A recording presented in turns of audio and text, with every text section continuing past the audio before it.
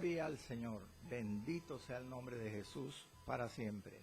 El Señor bendiga a toda la audiencia de Bellavista Estéreo. Este programa, El Justo por la Fe Vivirá. Gloria al Señor, hoy 25 de julio del año 2024. Nuestro hermano John Jairo Gámez en la parte técnica y tu hermano en Cristo Blas Pesotti Arias te saludan.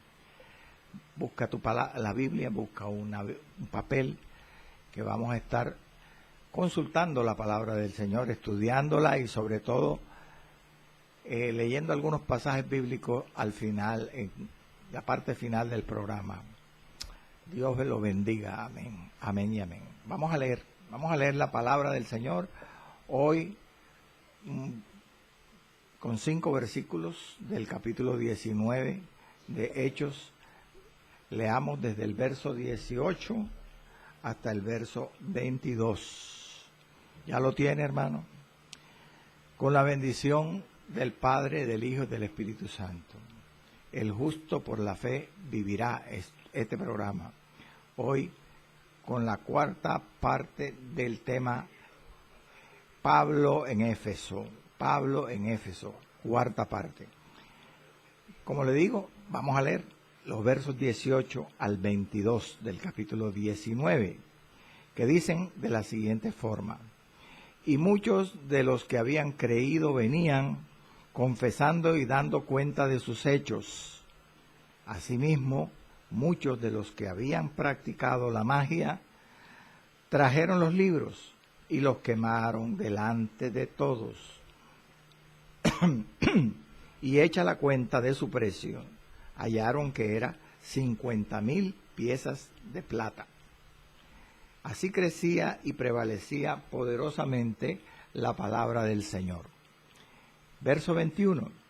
Pasadas estas cosas, Pablo se propuso en espíritu ir a Jerusalén, después de recorrer Macedonia y Acaya, diciendo: después que haya estado allí, me será necesario ver también a Roma.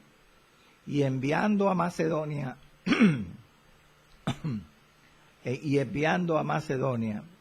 a 2 de los que le ayudaban, Timoteo y Erasto, él se quedó por algún tiempo en Asia. Dios bendiga su santa y gloriosa palabra. Oremos, amados. Amantísimo Rey Celestial, Dios majestuoso, Dios longánime, Dios magnánimo, Dios bueno, poderoso y sabio. Padre, en el nombre de Jesucristo de Nazaret, Señor, esta mañana coloco el programa radial de enseñanza bíblica, El Justo por la Fe Vivirá, en tus divinas manos, y toma el control allí aún de los que escuchan, para que dispongas sus corazones y dales a ellos también la sabiduría para recibirla y para enseñarla y predicarla. En el nombre de Jesús, nuestro Señor. Amén y amén. El justo por la fe vivirá. Programa Pablo en Éfeso, cuarta entrega, cuarta versión hoy. Como hemos visto en 3 programas anteriores, desmenuzamos el estudio de este capítulo en 10 porciones, llamados los 10 adversarios, los 10 contrincantes, los 10 enemigos que Pablo y sus misioneros acompañantes encontraron en esta ciudad de Éfeso, en esta ocasión, cuando cumplían la tercera comisión evangelística y misionera del apóstol. 3 años duró Pablo en Éfeso, y estos 10 contrincantes hemos visto ya 4. Hoy veamos el quinto y el sexto. Comencemos por el principio. ¿Cuál es el quinto adversario que hoy nos corresponde? Los versículos que acabé de leer.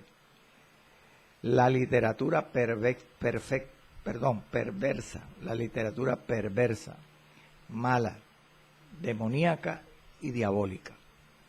Pablo se enfrentó a este gran coloso, a este gran obstáculo de la literatura o los libros de ciencias ocultas que abundaban en esa ciudad de Éfeso. Y dice la Escritura que, versículos 19 y 20, releámoslo. Asimismo muchos de los que habían practicado la magia trajeron los libros. Hay otra traducción bíblica que dice los rollos o los papiros, y los quemaron delante de todos, es decir, públicamente. Y hecha la cuenta de su precio, hallaron que era 50,000 piezas de plata. Dice otra traducción de la Biblia, dracmas, 50,000 dracmas. Así crecía, remata el verso 20, así crecía y prevalecía poderosamente la palabra del Señor allí, en la ciudad de Éfeso.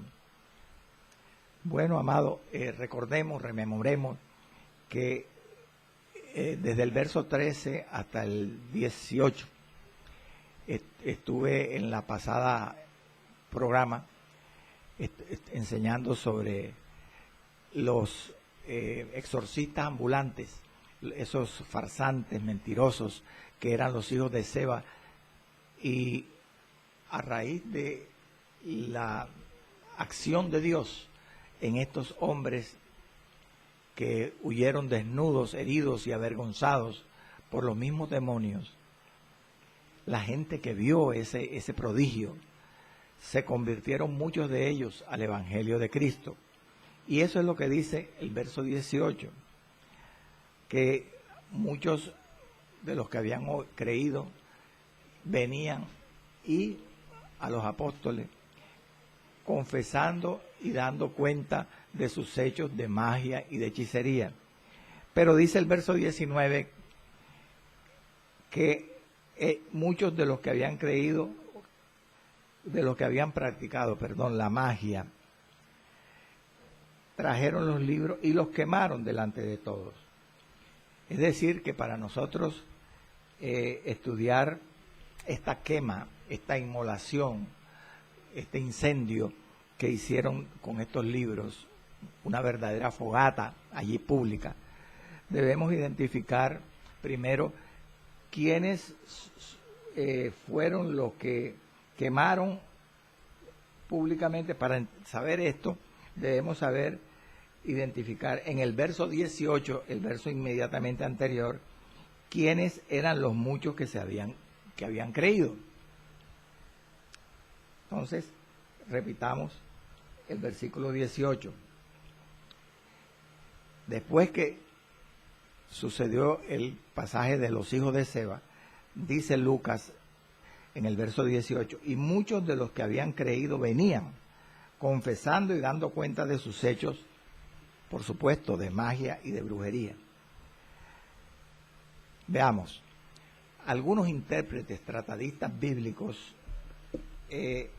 entienden en este verso 18 que el sentido en que habían creído algunos o muchos de ellos era que se habían convertido al Evangelio antes del incidente de los hijos de Seba. Por eso dice el verso 18 que estos vienen a Pablo y a sus misioneros acompañantes confesando y dando cuenta de sus hechos de magia y de hechicería. Bendito sea el Señor.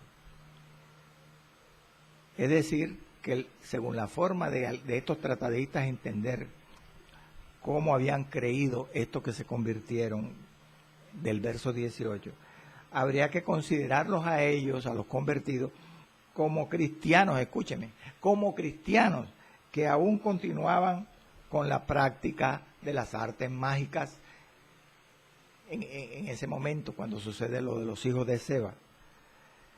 Pero esta interpretación no es correcta, hermanos. Esta interpretación es errónea. Y le voy a explicar por qué.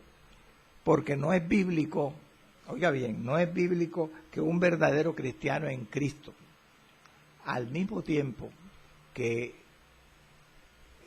ejerce su vida como cristiano, guarde comunicación o relación con las ciencias ocultas, llámese magia, espiritismo, ocultismo, comunicación con los muertos o cualquier otra ciencia oculta. Eso no es correcto, eso no se acepta. ¿Por qué? Porque un creyente, amado hermano, sabe perfectamente bien que estas prácticas de ciencias ocultas son abominables, detestables, odiosas para Dios. Y además un verdadero cristiano debe saber que el que juega con la candela se quema. Entonces, debe saber también que cuando una persona, un cristiano, sea cristiano o no, se interesa por las magias o las ciencias ocultas o la brujería, se está exponiendo, hermano, a la influencia de los demonios y a la posesión demoníaca. ¿Y por qué sabe o debe saber un cristiano que estas prácticas de ciencias ocultas son pecados? Dios las aborrece, porque la misma palabra lo dice, hermano. Deuteronomio capítulo 18, versos 9 al 13, dice de la siguiente forma: cuando entres a la tierra que Jehová tu Dios te da, no aprenderás a hacer según las abominaciones de aquellas naciones, las naciones gentiles. No sea hallado en ti quien haga pasar a su hijo o a su hija por el fuego, ni quien practique adivinación, ni agorero, ni sortílego, ni hechicero, ni encantador, ni adivino, ni mago, ni quien consulte a los muertos, porque es abominación para con Jehová cualquiera que hace estas cosas. Y por estas abominaciones Jehová tu Dios echa estas naciones de delante de ti. Perfecto serás delante de Jehová tu Dios. ¿Entendió, hermano? Eso está claro.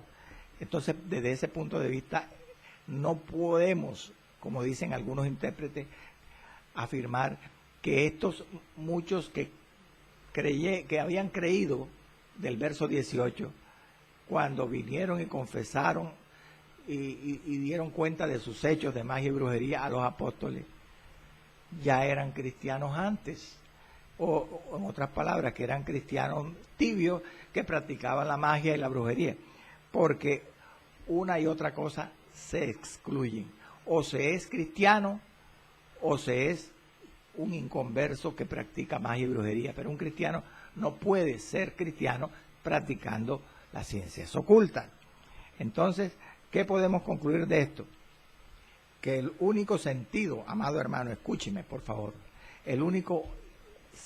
la única perspectiva correcta, bíblica, de considerar cómo habían creído los que vinieron confesando y dando cuenta de sus hechos a los apóstoles, en el verso 18, es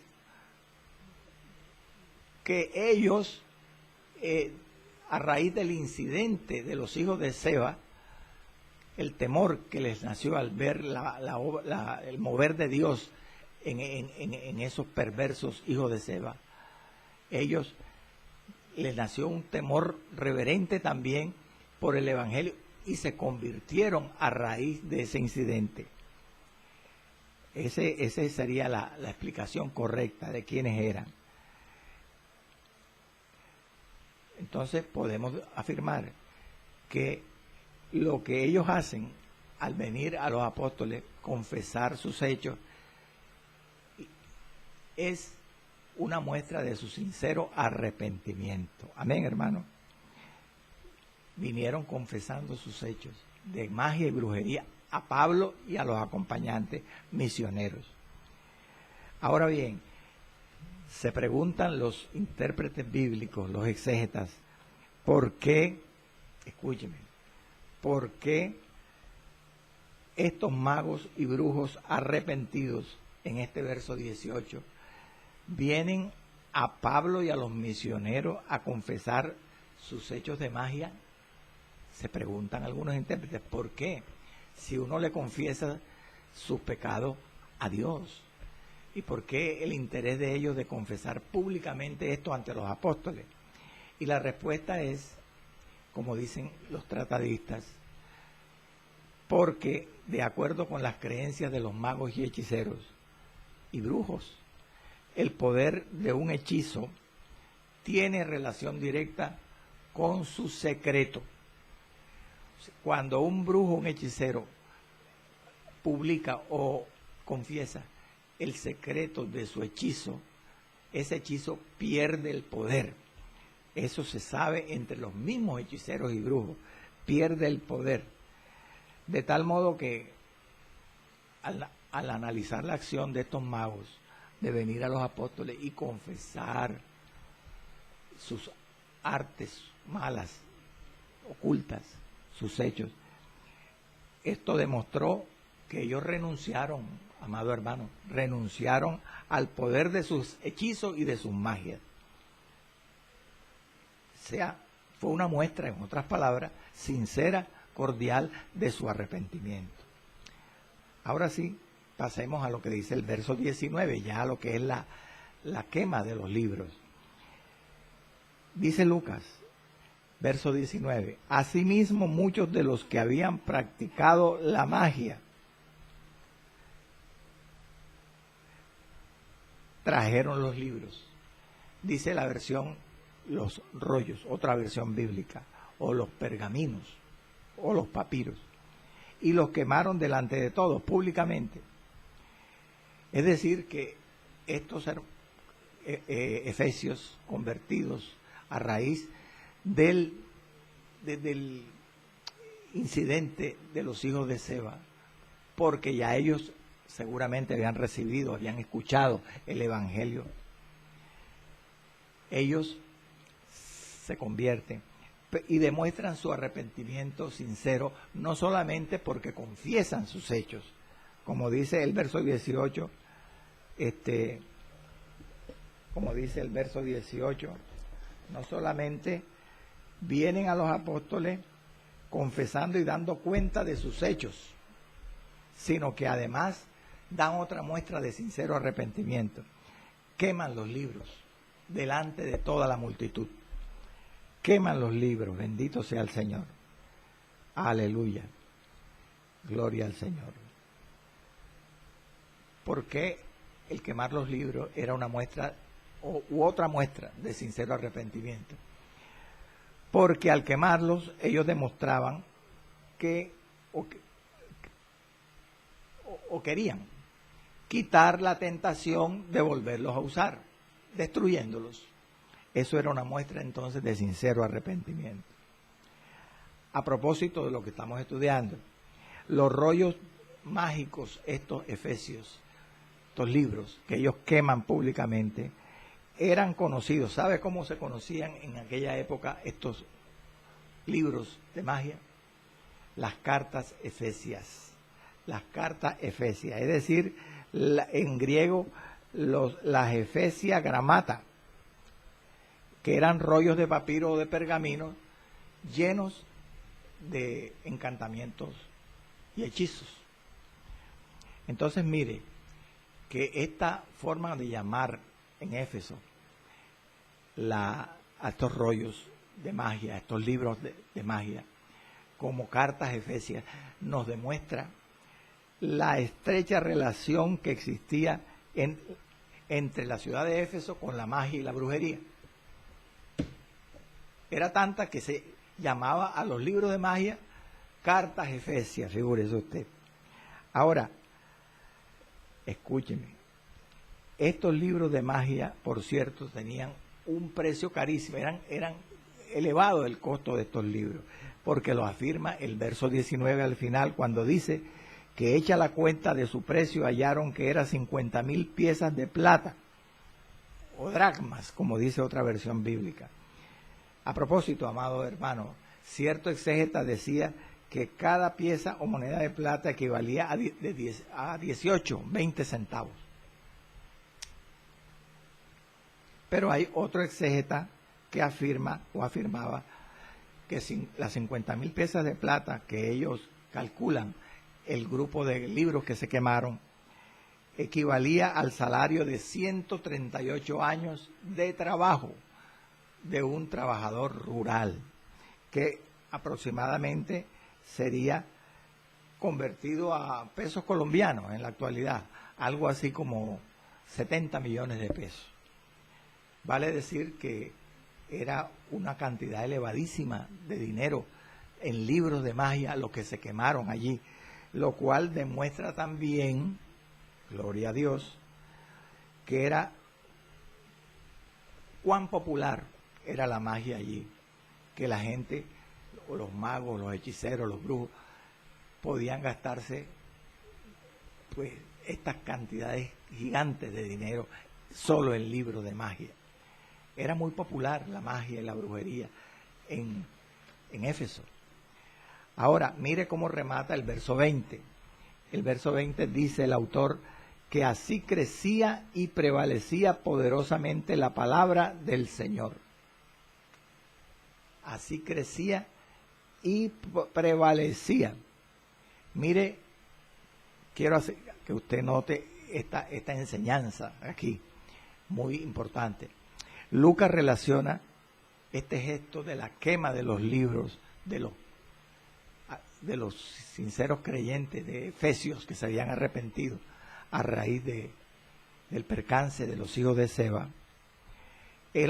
Lucas relaciona ese gesto de arrepentimiento de ellos con el poderoso crecimiento y robustecimiento de la palabra de Dios en esa ciudad. Y eso concuerda perfectamente con lo que dijo Isaías, capítulo 59, verso 19. Porque vendrá el enemigo como río, mas el Espíritu de Jehová levantará bandera contra él. Puesto que el diablo había venido con la brujería, había extendido la brujería, había hecho famosa esta ciudad en gran parte por la brujería en todo el Imperio Romano, y ahora Dios salva una cantidad de brujos, magos y hechiceros, y la palabra crece. Es decir, que aquí Lucas insinúa, mire usted, el crecimiento de la iglesia, la insinúa sin mencionarla, el crecimiento de la iglesia en el verso 20. ¿Por qué? Porque dice, así crecía y prevalecía poderosamente la palabra del Señor. Esa era la forma como la palabra crecía y se imponía por el crecimiento de la iglesia. Gloria al nombre del Señor. Ahora, este verso 20 dice en otra versión que así la palabra del Señor crecía en poder y fuerza. Crecía en poder y fuerza. Vea, una moraleja, una enseñanza hasta aquí de este pasaje es un aforismo que dice, y que se cumplía aquí en Éfeso: el vicio se debilita cuando crece la virtud.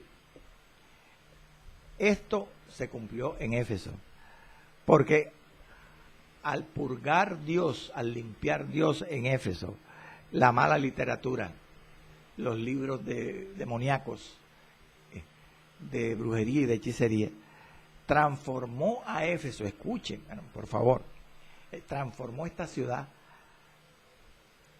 de ser un centro de magia y brujería a ser una ciudad depositaria, guardadora de varios libros del Nuevo Testamento, de varios libros del Nuevo Testamento. Usted dirá, pero ¿cómo me está diciendo eso, hermano? Yo no sé cuál es el libro. Dios hizo que Éfeso protegiera, guardara. No entiendo. Le voy a explicar con calma cómo sucedió esto. ¿Por qué le digo esto? Que Éfeso fue después de haber sido por muchos años una depositaria y famosa centro de brujería y de magia, hechicería, y portadora de esta cantidad inmensa de libros de magia, la cambió en ser una depositaria de las Sagradas Escrituras. Veamos 4 puntos que quiero que usted entienda ahora. Primero, mientras Pablo está en este tercer viaje misionero en Éfeso, que como hemos visto duró 3 años allí, él escribió Primera de Corintios, la epístola llamada Primera de Corintios, aquí en Éfeso. Segundo, eso fue en el año 55 después de Cristo aproximadamente, cuando escribió Primera de Corintios aquí. Segundo, 5 a 7 años después de este suceso que estamos estudiando hoy, cuando Pablo estuvo en arresto domiciliario en Roma, él escribió la epístola a los Efesios y la envió aquí a Éfeso. Tercero, unas 3 décadas después del 55 después de Cristo, es decir, un tiempo después de haber sido, preso en Roma, Pablo envió unas cartas a Éfeso, llamadas Primera y Segunda Carta de Timoteo, porque Timoteo era pastor de esa ciudad de Éfeso. Y cuarto, unas 3 décadas después de este año en que él está allí, en Éfeso, en el año 55 después de Cristo, el apóstol Juan se encontraba en Éfeso, y allí en Éfeso escribió el Evangelio de Juan y las 3 epístolas de él, que él era el autor, Primera, Segunda y Tercera de Juan. Como quien dice, si usted ha estado atendiéndome estas 4 datos históricos relacionados con la ciudad de Éfeso, podemos decir que así como los judíos, Dios los hizo recipiendarios, portadores, depositarios del Antiguo Testamento, Dios transformó a Éfeso después de ser una cuna de la literatura demoníaca y diabólica en una ciudad depositaria de los libros del Nuevo Testamento, exactamente de 8 libros del Nuevo Testamento. 8. ¿Cuáles? Primera de Corintios, como le acabo de mencionar, Efesios, Primera y Segunda de Timoteo, el Evangelio de Juan y las 3 epístolas de Juan, Primera, Segunda y Tercera de Juan. Amén, hermano. Podemos concluir, gloria a Dios, que la ciudad de Éfeso, sede más importante de artes mágicas, como hemos estudiado, en el oriente del Imperio Romano, aleluya, Dios levantó bandera allí y la hizo sede importante de 8 libros del Nuevo Testamento, depositaria de 8 libros. Se cumplió lo que dijo Isaías. Allí en Éfeso el enemigo había venido como río, poniendo su biblioteca y su escuela de magia, de brujería y de hechicería allí por muchos años. Pero después llegó el Espíritu de Jehová, gloria al Señor, con Pablo y sus misioneros acompañantes, predicaron el Evangelio y convirtieron esa ciudad en una ciudad santa, que muchos brujos y hechiceros se arrepintieron. Y como le acabo de mencionar algunos datos históricos, la hizo recipiendaria, depositaria de 8 libros del Nuevo Testamento. Aleluya. Sigamos adelante, hermanos. Ahora vamos a llegar al punto culminante, porque en este momento vamos a entrar al 6º adversario. Hasta aquí el 5º adversario. La literatura mala, perversa, demoníaca. Pero ¿cuál es el 6º adversario ahora? La intención del diablo de hacer salir a Pablo prematuramente de la ciudad de Éfeso. El diablo hizo una cantidad de cosas que ahora vamos a estudiar para que Pablo saliera de Éfeso, porque Dios lo iba a usar mucho más todavía allí, y el diablo veía eso. Ese es el título del tema de hoy. Lleva el título del 6º adversario. Mire, en realidad, amado hermano, los versos 21 y 22 que nos restan por estudiar, allí en esos versos, esos dos versos constituyen un paréntesis, un interludio, una pausa en el relato de Lucas del capítulo 19 del ministerio de Pablo en Éfeso. ¿Por qué? Porque ahora Pablo, dice Lucas, en estos dos versos 21 y 22, hace unos planes para el futuro. Hace unos planes. Él planea su itinerario misionero para un futuro. Pero en estos dos versos también, escúcheme, está insinuado el título del sexto adversario, la intención del diablo de hacer salir al apóstol de Éfeso antes del tiempo de Dios, prematuramente. ¿Por qué digo insinúa? Porque en estos dos versos no se menciona textualmente esta intención del diablo, sino que se desprende al relacionar estos dos versos con dos epístolas que escribió Pablo en esta época que estuvo en Éfeso, Primera y Segunda de Corintios. Por eso estudiaremos en estos minutos que nos faltan este sexto adversario, este plan diabólico de estorbar a Pablo allí para que se fuera rápido de Éfeso, del diablo. Lo vamos a estudiar comparando algunos pasajes de Primera y Segunda de Corintios. ¿Me entiende, hermano? Gloria al nombre del Señor. Leamos los versos 21 y 22.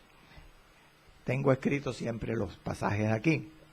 Pasadas estas cosas, dice el verso 21, Pablo se propuso, dice otra versión, decidió, resolvió, en espíritu, con E minúscula, como refiriéndose al espíritu de Pablo.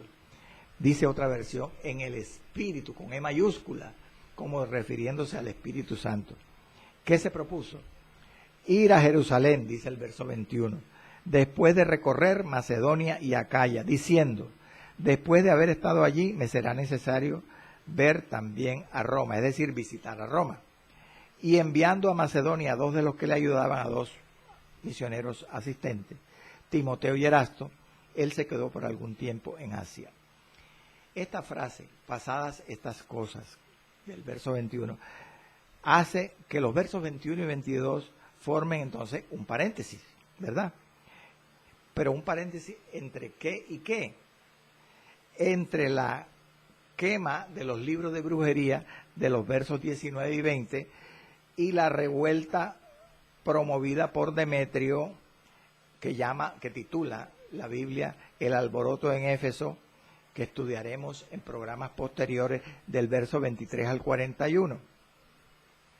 Ese es el intervalo allí que abarca en los versos 21 y 22. Amado hermano, esté pendiente, tenga la Biblia, porque vamos a citar ahora bastante la Biblia. En el verso 21, mire, vemos que Pablo empieza a hacer planes para un futuro. ¿Por qué? Porque el tiempo de su ministerio allí en Éfeso se estaba acabando. Entonces el apóstol hace planes para el futuro. En este momento, dicen los tratadistas, habían pasado aproximadamente 2 años y medio desde que había llegado a esa ciudad de Éfeso. Le quedaba todavía algo así como 6 meses allí, pero el diablo quería sacarlo rápido de allí. Comienza diciendo el verso 21, pasadas estas cosas, después que se quemaron los libros allí en Éfeso, Pablo se propuso en espíritu o en el espíritu ir a Jerusalén después de recorrer Macedonia y Acaya. O sea que Pablo tenía la intención, amado hermano, de ir en dirección noroeste, desde Éfeso a Macedonia, a Grecia, a Europa. Y luego de estar en Macedonia, ir a Acaya, al sur de Grecia, a Corinto. Y después de estar allí, dice él, finalmente llegará a Jerusalén. En realidad, Pablo visitó estas ciudades que él planeó visitar. Él visitó Macedonia, visitó Acaya y después fue a Jerusalén.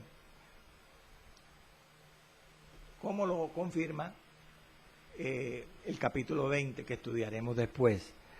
Baste con leer los 2 primeros versículos, que confirma que él visitó después de salir de Éfeso a Macedonia y Acaya.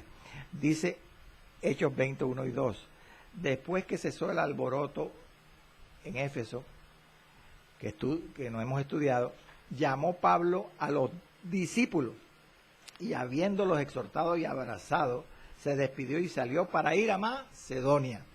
Y después de recorrer aquellas regiones de Asia y de exhortarles con abundancia de palabras, llegó a Grecia. O sea, pasó por Macedonia.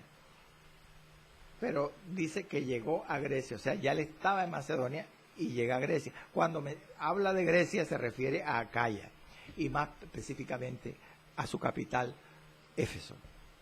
Corinto. Gloria al nombre del Señor para siempre, aleluya. Hay algo interesante que muy pocos se menciona en las Biblias de estudio, en los comentarios bíblicos. En este momento, cuando Pablo pasa por Macedonia y Acaya en este tercer viaje misionero, no lo menciona Lucas en el libro de los Hechos, pero si uno compara estos pasajes con las epístolas a los Corintios, uno termina concluyendo que el apóstol Pablo no solo visitó Macedonia y Acaya en este tercer viaje, sino que precisamente consultando la epístola a los romanos, encontramos que él visitó Ilírico, es decir, la antigua Yugoslavia, la moderna Yugoslavia. ¿Y dónde dice eso la Biblia, hermano? Vamos a leer Romanos 15, 19. Escuche, mire lo que dice Romanos 15, 19. ¿Dónde escribió Pablo Romanos? En Corinto, en este tercer viaje misionero. Por eso él se refiere a esto. ¿Dónde estuvo después que pasó por Macedonia y Acaya? Le dice a los romanos, Romanos 15, 19. Estuve entre los gentiles con potencia de señales y prodigios en el poder del Espíritu de Dios, de manera que desde Jerusalén y por los alrededores hasta Ilírico, todo lo he llenado del Evangelio de Cristo. ¿Entendió? Por eso dicen los estudiosos que como Ilírico era la antigua Yugoslavia, él salió de los predios de Grecia y llegó hasta esas regiones vecinas de Ilírico. Mire cómo usó Dios a Pablo en esta ocasión. Bendito sea el nombre de Jesús para siempre. Sigamos con el verso 21. Dice la parte final del verso 21. Después Pablo se propuso en espíritu o en el espíritu ir a Jerusalén. No, la parte final. Diciendo, después de haber estado allí, o sea, después de haber visitado Macedonia y Acaya, me será necesario ver también a Roma, visitar a Roma. Si usted es un estudioso de la Escritura, de la Palabra de Dios, usted sabrá que Pablo tenía una norma, una conducta, cuando evangelizaba, que está dicha o que él la menciona en Romanos 15:20. No predicar el evangelio sobre fundamento ajeno. Él siempre iba a los llamados campos blancos. Pablo no iba cuando otro misionero había predicado en una región. Él iba a regiones vírgenes, llamados campos blancos. Escuche lo que Pablo dice, Romanos 15:20. Y de esta manera me esforcé a predicar el evangelio, no donde Cristo ya hubiese sido nombrado, para no edificar sobre fundamento ajeno. Si usted es estudioso de la palabra y sabe esa norma de Pablo y piensa que en Roma, a donde Pablo quería ir, como lo menciona este versículo 21, ya allá en Roma existía una iglesia cristiana, entonces, si Pablo no predicaba donde ya se había predicado el evangelio, ¿por qué quería ir a Roma? ¿Por qué quería ir a Roma? ¿cuál era la intención de Pablo de querer ir a Roma? Pues la respuesta, amado, es obviamente él quería ir no para establecerse en Roma como un misionero a predicar en Roma, porque había, como le he dicho, una iglesia cristiana ya allí. Eran dos los propósitos que tenía Pablo para querer ir a Roma. Escúcheme. Primero, por ser la metrópoli del mundo pagano, la capital del imperio. Él quería, por su importancia, pasar por Roma y conocer a las iglesias que se habían fundado ahí, que él no las había fundado, pero no para establecerse allí. ¿Cuál era el segundo propósito? Era, bendito sea el Señor, para detenerse un poco en su viaje a España, para detenerse un tiempo allí de camino, en Roma, en su viaje a España. Hermano, pero ¿dónde dice eso la Biblia? Bueno, leamos Romanos 15, 24 y 28. Mire lo que dice Pablo a los romanos, precisamente. Cuando vaya a España, iré a vosotros, a los cristianos de Roma, porque espero veros al pasar y ser encaminado allá para España por vosotros, o sea, que lo ayudaran económicamente para seguir su viaje, una vez que haya gozado con vosotros.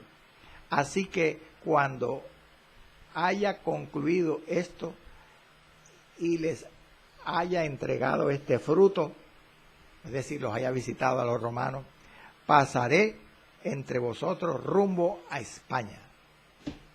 Gloria a Dios. Aleluya. Ese era el propósito de Pablo, hermano, la intención que él tenía de visitar a Roma. Él nunca faltaba a sus principios, ¿saben? Él era fiel a la palabra de Dios y a sus principios. Gloria al nombre del Señor. Ahora, ¿por qué quería ir a España? Porque España en aquel tiempo era la parte más occidental del Imperio Romano conocido. Él quería evangelizar a España, porque España todavía no había sido evangelizada, según dicen los historiadores de la época, para no edificar sobre fundamento ajeno.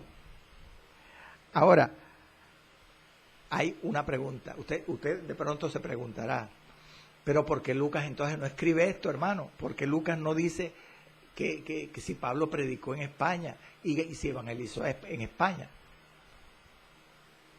Le voy a explicar por qué. Lo que ocurre es que Roma es la meta del autor del libro de los Hechos. Para Lucas, el autor de Hechos, él quiere llevar a Pablo hasta Roma. Nada más. ¿Por qué? Porque el Señor dijo hasta lo último de la tierra. Y la parte más importante del pueblo gentil era su metrópoli, era su capital, la capital del imperio, Roma. Entonces, esa es la explicación por la cual Lucas no menciona nada de la predicación de Pablo en España, porque el objetivo de él era llevar a Pablo hasta Roma. Nada más. Lucas no menciona entonces, por esa razón, el hecho de si Pablo visitó o no España. Aunque, como dicen los exégetas, los eruditos, seguramente sabía este dato. Él sabía si Pablo había predicado en España, cuándo había predicado, dónde había predicado, todo eso lo sabía. Pero él era un escritor con propósitos. Bendito sea el nombre del Señor. ¿Y cuál fue la intención, se preguntará usted, de Pablo querer ir a Jerusalén? Porque él dijo que después que haya pasado a Macedonia y Acaya, llegaré a Jerusalén. Bueno, hay tres razones primordiales. Primero, que él la menciona, Lucas la menciona en el libro de los Hechos. Pablo quería asistir a la fiesta de Pentecostés en Jerusalén, por esta época. Segundo, quería llevar una ofrenda de las iglesias de Occidente a los pobres de Jerusalén.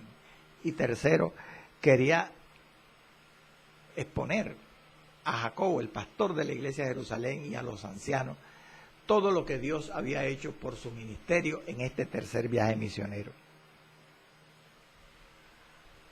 Usted dirá, hermano, pero pruébemelo con la palabra, que estas eran las intenciones de Pablo para querer ir a Jerusalén. Bueno, leamos Hechos 20:16, amado. Hechos 20:16, dice Lucas: porque Pablo se había propuesto pasar de largo a Éfeso para no detenerse en Asia, pues se apresuraba por estar el día de Pentecostés, si le fuese posible, en Jerusalén. Ahí está, el mismo Pablo, aquí Lucas lo menciona, ese propósito. Pero ¿por qué entregar una ofrenda de las iglesias de Occidente a Jerusalén? ¿Cuándo dice Lucas en Hechos eso? No lo dice en Hechos, pero sí lo dice en la epístola a los Romanos y en Primera y Segunda de Corintios. Leamos Romanos 15, 26 y 27, y usted se dará cuenta que en este tercer viaje en realidad Pablo llevaba una ofrenda de las iglesias para Jerusalén. Romanos 15, leamos, versos 26 y 27. Porque Pablo se había porque Macedonia y Acaya tuvieron, le dice Pablo a los romanos, a bien hacer una ofrenda para los pobres que están entre los santos de Jerusalén, pues les pareció bueno y son deudores a ellos, porque si los gentiles han sido participantes de sus bienes espirituales, deben también ellos ministrarles de los materiales. Además, esta ofrenda también es mencionada en 1 Corintios 16, 1 al 3. Escuche. En cuanto a la ofrenda para los santos de Jerusalén, haced vosotros, le dice a los corintios, también de la manera que ordené en las iglesias de Galacia. Cada primer día de la semana, cada uno de vosotros ponga aparte algo, según haya prosperado, guardándolo, para que cuando yo llegue no se recojan entonces ofrendas. Y cuando haya llegado a quienes hubiereis designado por carta, a estos enviaré para que lleven vuestro donativo a Jerusalén. Y no solamente, hermano, en la epístola a los Romanos y en 1 Corintios, sino en la 2 Corintios, también Pablo menciona esta ofrenda. 2 Corintios 8, versos 1 al 6. Dice: asimismo, hermanos, os hago saber la gracia de Dios que se ha dado a las iglesias de Macedonia, que en grande prueba de tribulación, la abundancia de su gozo y su profunda pobreza abundaron en riquezas de su generosidad. Está haciendo alusión a la ofrenda. Pues os doy testimonio de que con agrado han dado conforme a sus fuerzas y aún más allá de sus fuerzas, pidiéndonos con muchos ruegos que les concediésemos el privilegio, aleluya, de participar en este servicio para los santos, la ofrenda, y no como lo esperábamos, sino que asimismo se dieron primeramente al Señor y luego a nosotros por la voluntad de Dios. De manera que exhortamos a Tito para que tal como comenzó antes, asimismo acabe también entre vosotros esta obra de gracia. Tito era el que recogía la ofrenda que iba Pablo a llevar a Jerusalén para los santos de Jerusalén. Si usted tiene retentiva, estudia la palabra, recordará que yo le dije que los propósitos para Pablo querer ir en este tercer viaje a Jerusalén no solamente era asistir a la fiesta de Pentecostés, llevar la ofrenda, sino también había un tercer propósito: informar a Jacobo y a los ancianos del fruto de este tercer viaje misionero. Eso lo podemos confirmar en Hechos 21, 18 y 19. Escuche. Al día siguiente, dice Lucas, Pablo entró con nosotros a ver a Jacobo, y se hallaban reunidos todos los ancianos, a los cuales, después de haberles saludado, les contó una por una las cosas que Dios había hecho entre los gentiles por su ministerio.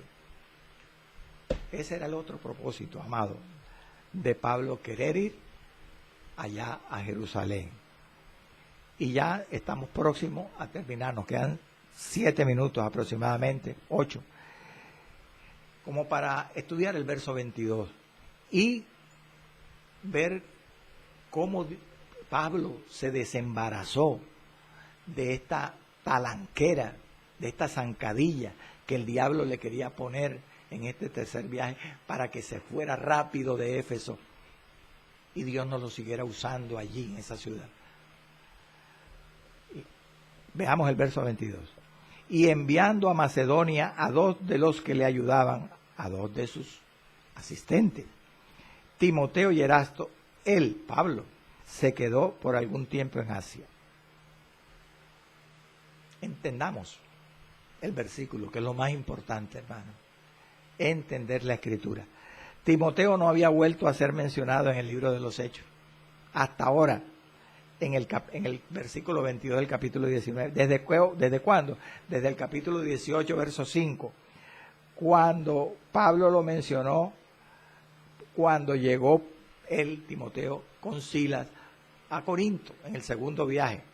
Entonces, recuerde que Hechos 18:5 dice que cuando Silas y Timoteo vinieron de Macedonia, Pablo estaba entregado por entero a la predicación de la palabra, testificando, gloria a Dios, a los judíos que Jesús era el Cristo. Desde ese tiempo, Lucas no mencionaba a Timoteo hasta ahora. Sin embargo, seguramente, como dicen los intérpretes, Timoteo estuvo con Pablo allí, por lo menos en parte de este ministerio del apóstol en Éfeso, en este tercer viaje. Precisamente en este momento, en este punto que estoy tratándole ahora, vemos en ciertos pasajes de Primera de Corintios la intención del diablo de hacer salir al apóstol de allí de Éfeso. ¿Cuál era la intención? Pablo se había enterado por algunos hermanos de muchos problemas que existían en Corinto. Mencionemos 3 nada más, y eran muchos más. Primera de Corintios 1, 11 y 12. Recuerde que Primera de Corintios la escribió Pablo allí en Éfeso, en este viaje. ¿Y qué dice Primera de Corintios 1, 11 y 12? Porque he sido informado, dice Pablo, acerca de vosotros, hermanos míos, de los corintios, que por los de Cloé, que hay entre vosotros contiendas. Quiero decir que cada uno de vosotros dice, yo soy de Pablo, y yo de Apolos, y yo de Cefas, y yo de Cristo. Había división en la iglesia. ¿Qué más había? Primera de Corintios 5:1. De cierto se oye que hay entre vosotros fornicación, y tal fornicación cual ni aún se nombra entre los gentiles, tanto que alguno tiene a la mujer de su padre por mujer. Figúrese usted, un cristiano teniendo a la mujer del papá por mujer. Eso se llama fornicación y perversión. Eso estaba pasando en Corinto. Y más problemas todavía. Primera de Corintios 11, 33 y 34. Le dice Pablo en esta epístola escrita allá en Éfeso. Así que, hermanos míos, cuando os reunís a comer, esperaos unos a otros. Si alguno tuviere hambre, coma en su casa, pero no vaya a hartarse ahí en la iglesia, para que no os reunáis para juicio. Porque habían ágapes que se hacían en la iglesia, en donde llevaban comidas en aquel tiempo. Y habían algunos que querían hacer ostentación y llevaban banquetes y se rellenaban. Eso era pecado, eso era gula. Orgullo, exhibición. Bueno, todos estos problemas el diablo los creó para que los hermanos le trajeran esas noticias en Éfeso a Pablo, y Pablo se fuera rápido de Éfeso allá a Corinto para corregir esos problemas. Amén. Entonces vamos a ver qué fue lo que hizo Pablo para no salir de Éfeso, porque él se dio cuenta que Dios lo quería allí. Entonces, en algún momento de su ministerio allí en Éfeso, Pablo envía a Timoteo a Corinto y él esperaba que volviera a Éfeso. Rápidamente, Primera de Corintios 4:17. Pablo envía a Timoteo a Corinto, lo dice este pasaje de Primera de Corintios. Por esto mismo os he enviado, le dice a los corintios, Primera de Corintios 4:17. Os he enviado a Timoteo, que es mi hijo amado y fiel en el Señor, el cual os recordará mi proceder en Cristo de la manera que enseño en todas partes y en todas las iglesias. Y Primera de Corintios 16, 10 y 11. Le dice también a los corintios, y si llega Timoteo, mirad que esté con vosotros con tranquilidad, porque él hace la obra del Señor, así como yo. Por tanto, nadie lo tenga en poco, sino encaminadle, proveerle lo que necesita él para que vuelva a mí, porque lo estamos esperando. Y Segunda de Corintios 2, 12 y 13. Aquí vamos a ver que Pablo también usó a Tito. ¿Para qué Pablo envió a Timoteo a Corinto? Para arreglar estos problemas. No él personalmente, sino a través de Timoteo. Y él no tener que salir de Éfeso prematuramente, como el diablo quería. Y también para que le fuera preparando su llegada en un futuro allá a esa ciudad, a Corinto. Porque Pablo, después que salió de Éfeso, llegó a Macedonia y llegó a Corinto. Pero mire que Pablo también usó a Tito. No sé, un par de minutos que nos quedan. Segunda de Corintios 2, 12 y 13. Cuando llegué a Troas para predicar el Evangelio de Cristo, aunque se me abrió puerta en el Señor, no tuve reposo en mi espíritu por no haber hallado a mi hermano Tito. Así, despidiéndome de ellos, partí a Macedonia.